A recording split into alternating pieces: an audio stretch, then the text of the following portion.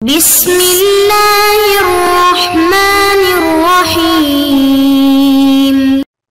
اعوذ باللہ من الشیطان اللعین الرجیم. بسم اللہ الرحمن الرحیم.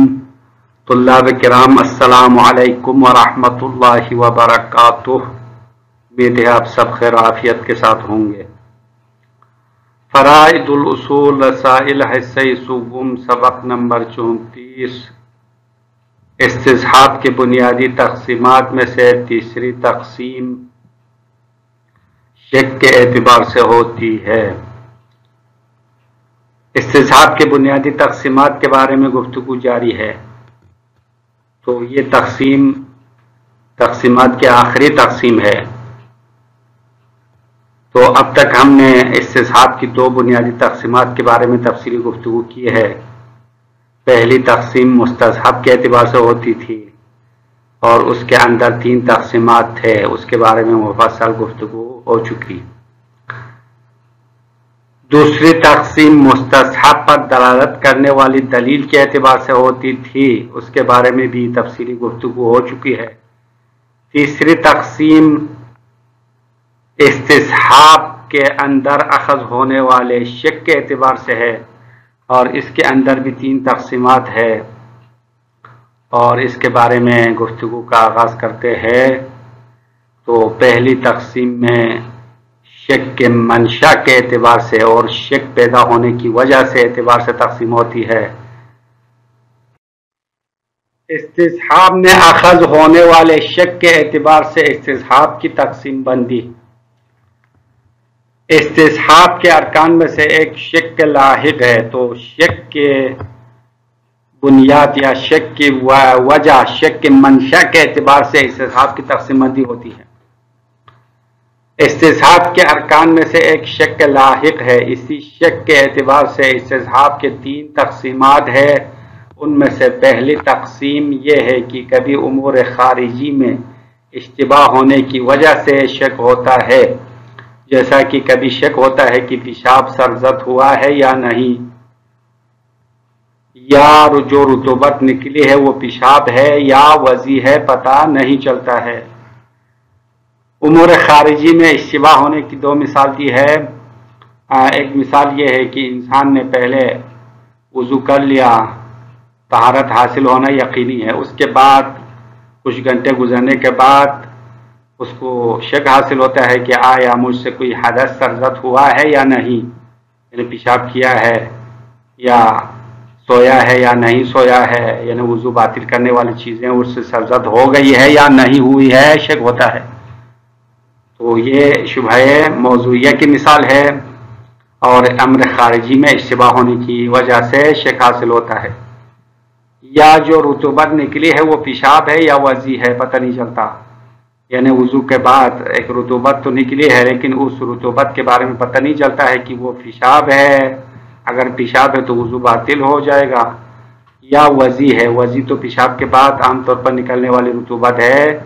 تو اگر انسان نے استبراء کیا ہو، صحیح طریقے سے استبراء کیا ہو، طہارت کیا ہو، تو اس کے بعد جو رطوبت نکلتی ہے وہ پاک ہے اور وضو بھی باطل نہیں کرنے والی ہے. لیکن ابھی یہ پتہ نہیں چلتا ہے کہ یہ رطوبت جو نکلی ہے وہ پیشاب ہے یا وضی ہے. اگر پیشاب ہے تو پہلے جو اس نے طہارت کی ہے وہ باطل ہو جائے گا، وضو باطل ہے. اگر وضی ہے تو وضو باطل نہیں ہے، اس کی طہارت باقی ہے. اصطلاح میں اس شک کو شبہ موضوعیہ کہلاتے ہیں. اس میں مستصحب حکم شرعی جزئی ہو یا حکم کا موضوع ہو کوئی فرق نہیں پڑتا ہے. اب اصطلاح میں امور خارجی میں اشتباہ ہونے کی وجہ سے جو شک حاصل ہوتا ہے اس کو شبہ موضوعیہ کہلاتے ہیں. شبہ موضوعیہ میں 2 چیزیں شامل ہیں. ایک تو مستصحب حکم شرعی جزئی ہے، مثلا کسی خاص موضوع سے مربوط حکم ہے، جیسا کہ اوپر والی 2 مثالیں جو ہے حکم شرعی جزئی کی مثال ہے. چونکہ ایک بندے کے طہارت اور اس کی وضو کے بارے میں شک ہوتا ہے اور اس شک ہونے کی وجہ یہ ہے کہ پیشاب سرزد ہوا یا نہیں ہوا، شک ہوتا ہے، تو اس کی طہارت کو استصحاب کرتے ہیں. تو طہارت حکم شرعی جزئی ہے، اسی شخص کی نسبت، اسی خاص مورد کے نسبت جزئی شمار ہوتا ہے. اور دوسری مثال جو رطوبت نکلی ہے وہ پیشاب ہے یا وضی ہے پتہ نہیں چلتا ہے، اس اشتباہ کی وجہ سے اس کی طہارت استصحاب کرتے ہیں تو یہ بھی طہارت حکم جزئی ہے، کیونکہ اسی شخص سے مربوط طہارت ہے اور اس کے بارے میں جستجو کرنا خود مکلف کی ذمہ داری ہے. تو یہ دونوں شبہ موضوعیہ کہلاتے ہیں. کبھی شارع کی طرف سے صادر ہونے والے حکم میں اشتباہ ہونے کی وجہ سے شک حاصل ہوتا ہے، اور شک حاصل ہونے کا دوسرا منشا یا دوسری وجہ حکم شرعی کلی کا مشتبہ ہونا ہے. یعنی شارع کی طرف سے صادر ہونے والا حکم پتہ نہیں ہے، یا شارع کی طرف سے حکم صادر نہیں ہوا ہے، یا صادر ہوا ہو تو ہم تک نہیں پہنچا. اسی وجہ سے انسان کے لیے شک حاصل ہوتا ہے، جیسا کہ مزید سرزد ہونے کے بعد طہارت کی بقا میں شک ہونا. یعنی مزید سرزد ہونے کے بعد آیا اس کی طہارت باقی ہے یعنی شک ہونا. یا اسی طرح ایک اور مثال بھی دی ہے کہ وہ پانی جو نجاست کی وجہ سے تبدیل ہو چکا ہے، بعد میں خود بخود تغیر ظاہر ہونے کے بعد اس کا حکم طاہر ہونا ہے یا نجاست کا استصحاب ہے، یہ پتہ نہیں چل رہا. تو نجاست کا استصحاب کرنا ہے یا نہیں کرنا ہے یہ معلوم نہیں ہے، تو یہ شبہ حکمیہ ہے. اس کو شبہ حکمیہ کہلاتے ہیں. تو شبہ حکمیہ اور موضوعیہ کی بنیادی فرق پہلے کسی سبق میں بیان کیا ہے. یہ شبہ موضوعیہ میں بیان کرنا اور تحقیق کرنا خود مکلف کی ذمہ داری ہے، اور شارع کی ذمہ داری نہیں ہے کہ ہر ایک کو ہر حکم جزئی کے بارے میں بتائے. لیکن شبہ حکمیہ میں حکم کا بیان کرنا شارع کی ذمہ داری ہے، شارع مقدس کی ذمہ داری ہے کہ حکم کلی بیان کرے. مذکورہ دو اقسام محل نزاع میں شامل ہونے کے سلسلے میں مصنف کا نظریہ. منشأ شک کے لحاظ سے ہم نے دو اقسام بنا دیا، شبہ موضوعیہ اور شبہ حکمیہ میں استصحاب کو تقسیم کیا. اب علماء کے درمیان استصحاب کی حجیت کے بارے میں جو نزاع ہے، اس نزاع کے اندر آیا فقط شبہ حکمیہ ہے یا فقط شبہ موضوعیہ ہے یا دونوں شامل ہے، اس میں مختلف اقوال ہے. ان میں سے صاحب کتاب جناب شیخ کا نظریہ یہ ہے کہ ظاہراً محل نزاع میں دونوں اقسام شامل ہے، شبہ حکمیہ اور شبہ موضوعیہ دونوں محل نزاع ہے، علماء کے درمیان اختلاف ہے. استصحاب میں اخذ ہونے والے شک کے اعتبار سے ہونے والی پہلی تقسیم میں استصحاب کو دو اقسام میں تقسیم کیا ہے. اس سلسلے میں صاحب کتاب کا کہنا ہے کہ ظاہراً شبہ حکمیہ اور موضوعیت دونوں محل نزاع میں شامل ہے. یہ بات استصحاب کے انکار کرنے والوں کے کلام سے ظاہر ہوتی ہے، کیونکہ انہوں نے نظروں سے غائب ہونے کے کچھ عرصے بعد حیات زید کے استصحاب کا انکار کیا ہے. اب صاحب کتاب فرماتے ہیں شبہ موضوعیہ بھی محل نزاع میں شامل ہونا استصحاب کے منکرین اور استصحاب کے مثبتین کے ادلہ کو دیکھنے سے پتہ چلتا ہے کہ یہ دونوں صورتیں محل نزاع میں شامل ہے، کیونکہ استصحاب کے انکار کرنے والوں نے دو مثال دی ہے. ایک مثال یہ دی ہے کہ زید نظروں سے غائب ہونے کے کچھ عرصے کے بعد انسان کو شک ہو جائے کہ زید زندہ ہے یا مر گیا، تو اس صورت میں انہوں نے کہا حیات زید کا استصحاب نہیں کر سکتے ہیں. تو یہ حیات زید حکم شرعی نہیں ہے بلکہ یہ شبہ موضوعیہ کی مثال ہے. زید کا زندہ ہونا حکم شرعی کے لیے موضوع بن سکتا ہے لیکن خود حکم شرعی نہیں ہے. حکم شرعی کے لیے تب موضوع بنے گا اگر کسی نے نظر کیا ہو کہ اگر زید 20 سال تک پہنچ جائے تو میں فلان کام کروں گا، فلان عبادت انجام دوں گا یا کوئی صدقہ دے دوں گا، تو یہ نظر واجب ہے. اب زید جو ہے 10 سال کی عمر میں وہ غائب ہو گیا، اب 20 سال ہے، اگر زید زندہ ہو تو 20 سال ہو چکا ہے اور نظر پر عمل کرنا پڑے گا. تو نظر پر عمل کرنا واجب ہونا حکم شرعی ہے اور یہ حیات زید سے مربوط ہے، تو حیات زید وجوب نظر کے لیے موضوع ہے. بس یہ شبہ موضوعیہ کی مثال ہے. اور یہ بات ظاہر ہے کہ حیات زید شبہ موضوعیہ ہے، اور استصحاب کو ثابت کرنے والوں کے کلام سے بھی ظاہر ہوتا ہے کہ محل نزاع عام ہے، کیونکہ انہوں نے لوگوں کی زندگی کا نظام استصحاب جاری کرنے پر موقوف ہونے کے ذریعے سے استدلال کیا ہے اور کہا ہے کہ اگر امور زندگی میں استصحاب جاری نہیں کریں گے تو نظام زندگی بگڑ جائے گا۔ جناب شیخ فرما رہے کہ استصحاب کو ثابت کرنے والوں کے استدلال کو بھی دیکھے تو پتہ چلتا ہے کہ ان کے استدلال میں بھی شبہ موضوعیہ اور حکمیت دونوں شامل ہے، کیونکہ انہوں نے کہا ہے کہ انسان کے نظام زندگی کے امور کا نظام اور اسی طرح دینی امور کا تمام تر نظام استصحاب جاری کرنے پر موقوف ہے۔ اگر کوئی استصحاب کو ٹھکرائے، استصحاب سے انکار کرے تو اس کے امور دنیاوی بھی مختل ہو جائے گا، نظام بگڑ جائے گا، اور امور معاد یعنی امور شریعت میں بھی نظام بگڑ جائے گا، کیونکہ حالت سابقہ کو جاری رکھنا یہ ایک عام سی بات ہے۔ حتیٰ کہ کہتے ہیں کہ جانور اور حیوانات بھی حالت سابقہ کے مطابق عمل کرتے ہوئے نظر آتا ہے۔ جیسا کہ کوئی جانور کسی راستے پر پہلے چل رہا ہے تو دوبارہ اسی راستے پر بغیر سوچے سمجھے وہ چل پڑتا ہے، کیونکہ وہ اسی راستے کے باقی ہونے پر اس کو اطمینان ہے، اسی لیے وہ چلتا رہتا ہے۔ اسی طرح انسان کے امور زندگی میں ہر کام جو کرتا ہے وہ حالت سابقہ کی بنیاد پر کرتا ہے۔ اگر انسان ہر کام میں شک کرنے لگے کہ آیا وہ باقی ہے یا نہیں، استصحاب جاری کروں یا نہ کروں، اس تردد میں مبتلا ہو جائے تو انسان کے نظام زندگی بگڑ جائے گا۔ اسی طرح نظام شریعت میں بھی استصحاب کی بقا پر شریعت کا نظام قائم ہے، جیسا کہ بطور مثال اگر کسی مجتہد نے پہلے فتویٰ دیا ہے، انسان کے مرجع تقلید نے ایک فتویٰ دیا ہے 1 سال پہلے، تو 1 سال کے بعد پھر دوبارہ اس سے پوچھنے کی ضرورت نہیں ہے، کیونکہ اسی حکم کو باقی رکھتے ہیں، استصحاب جاری کرتے ہیں۔ اگر روزانہ اسی فتویٰ کے بارے میں مجتہد کے پاس جا کے پوچھتے رہے تو انسان کا نظام زندگی خراب ہو جائے گا، اس کا سارا کام رہ جائے گا، صرف مجتہد کے پاس جا کے فتویٰ پوچھتے رہنا پڑے گا اور کوئی اور کام نہیں کر سکتے ہیں۔ تو ان تمام باتوں کا نتیجہ یہ ہے کہ محل نزاع شبہ موضوعیہ میں بھی ہے اور شبہ حکمیہ میں بھی ہے، یعنی نزاع کا جو سلسلہ ہے علماء اصولیین میں کہ بعض نے استصحاب کو حجت مانا ہے، بعض نے حجت نہیں مانا، تو یہ نزاع صرف شبہ حکمیہ کے ساتھ مخصوص ہو یا شبہ موضوعیہ کے ساتھ مخصوص ہو ایسا نہیں ہے، بلکہ دونوں محل نزاع میں شامل ہے۔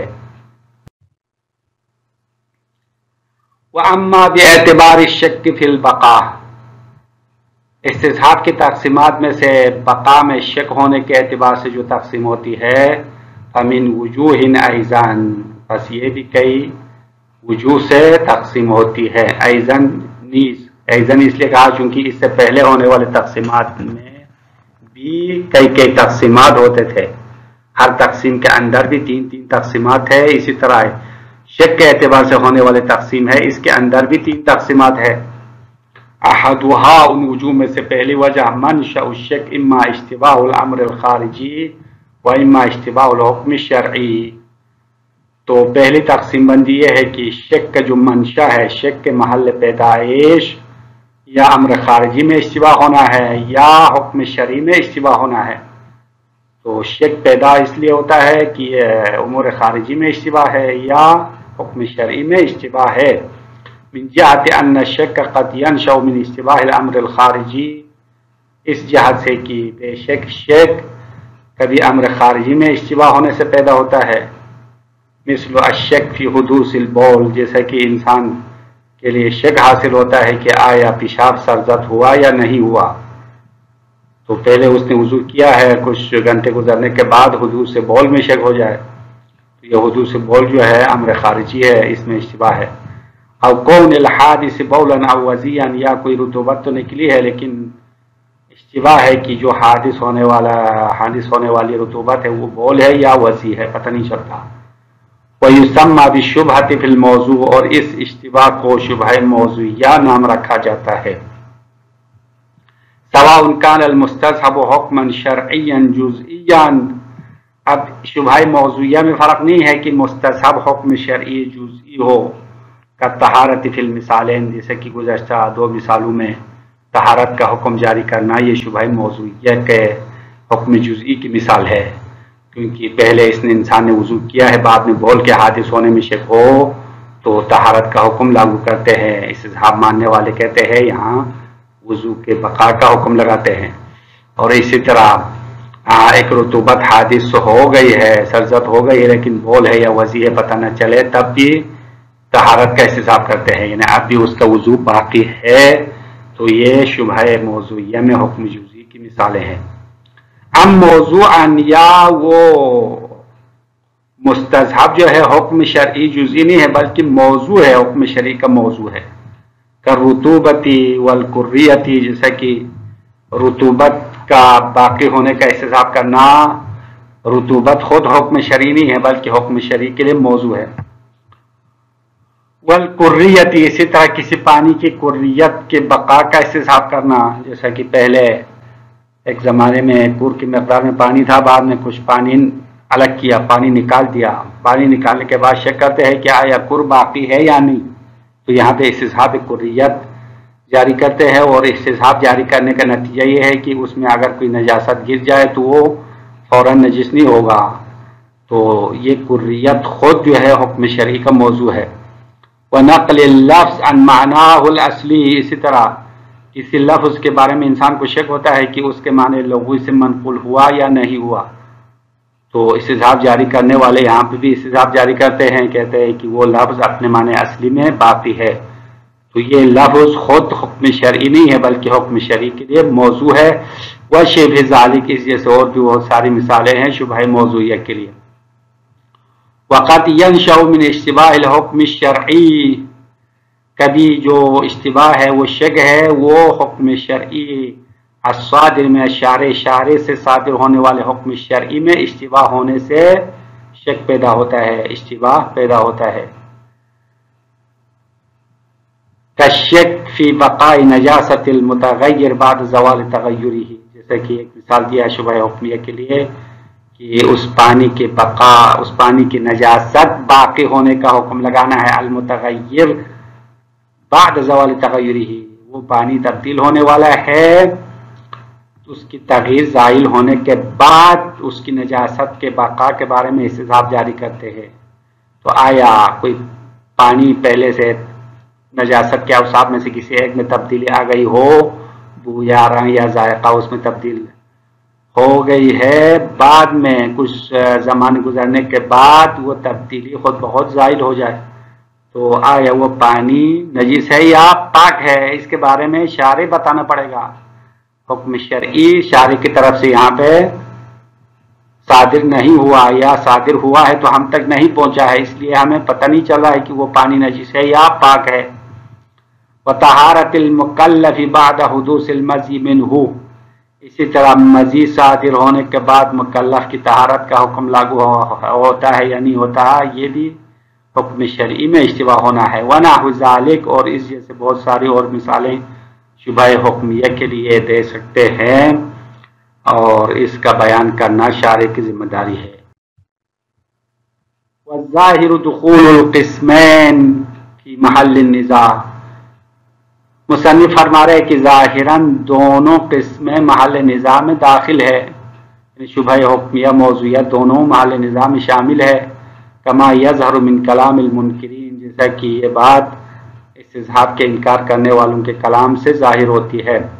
حیث ینکرون استصحاب حیات زید بعد غیبتہ عن النظار، جہاں پر انہوں نے زید نظروں سے غائب ہونے کے بعد زید کی زندگی کا استصحاب کرنے سے انکار کیا ہے، تو حیات زید جو ہے یہ شبہ موضوعیہ کی مثال ہے، تو شبہ موضوعیہ بھی محل نزاع میں شامل ہے۔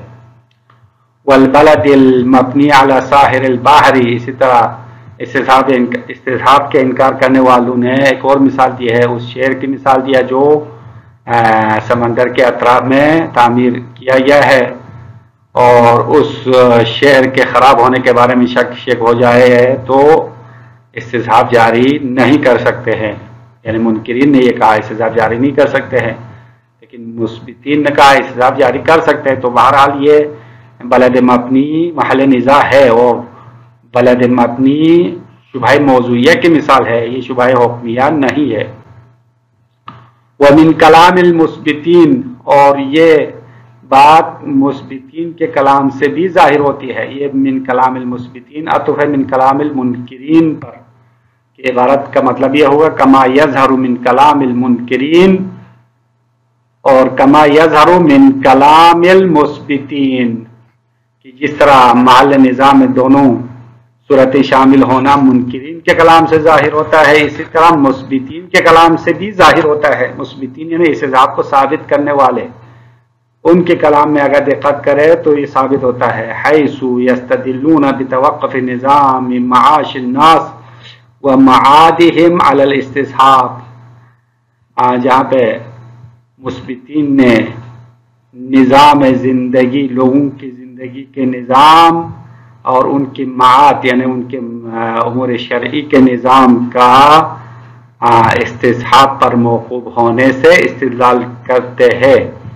یعنی وہ لوگ کہتے ہیں کہ اگر استصحاب حجت نہ ہو تو معاش الناس اور ان کے معاد کا جو امور ہے وہ نظام خراب ہو جائے گا، اور نظام معاش الناس اور لوگوں کے معاش زندگی اور ان کے معاد کا قائم رہنا استصحاب پر موقوف ہے، اور استصحاب پر توقف ہونے کے ذریعے سے انہوں نے استصحاب کو ثابت کیا، ثابت کرنا چاہا اور استدلال کیا.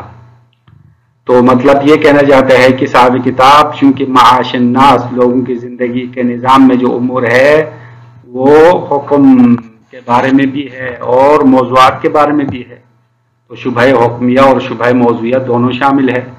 اسی طرح معادہم لوگوں کی معاد یعنی ان کی آخرت سے مربوط جو امور ہے وہ بھی استصحاب پر موقوف ہے. تو مطلب معادہم ان کے معاد کے بارے میں بھی جو امور ہے وہ کبھی موضوع ہے کبھی حکم میں ہے. تو شبہ حکمیہ اور شبہ موضوعیہ دونوں محل نزاع میں شامل ہے.